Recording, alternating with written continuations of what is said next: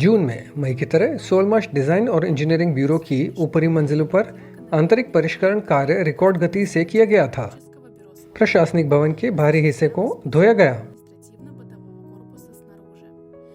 महीने की शुरुआत में सोलमार्श कंपनी ने पट्टे पर दी गई जगह पर काम पूरा कर लिया और पूरी तरह से डिजाइन और इंजीनियरिंग ब्यूरो की इमारत में स्थानांतरित हो गई।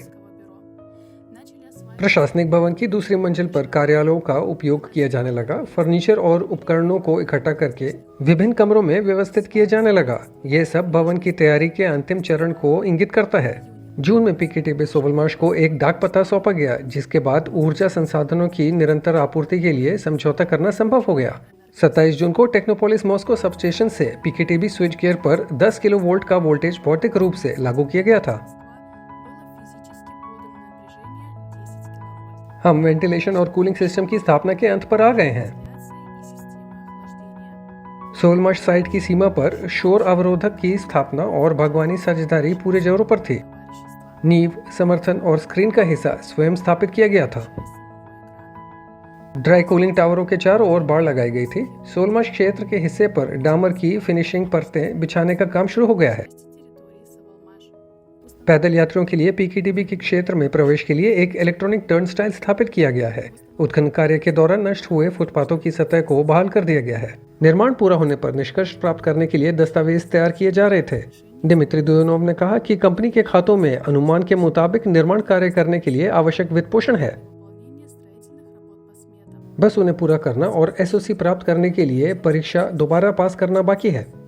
एसओसी प्राप्त करने की समय सीमा 30 जून तक वैध थी, लेकिन इस साल के 31 दिसंबर तक बढ़ा दी गई थी। इससे आपको दस्तावेज पूरा करने और निष्कर्ष निकालने के लिए समय मिल जाता है।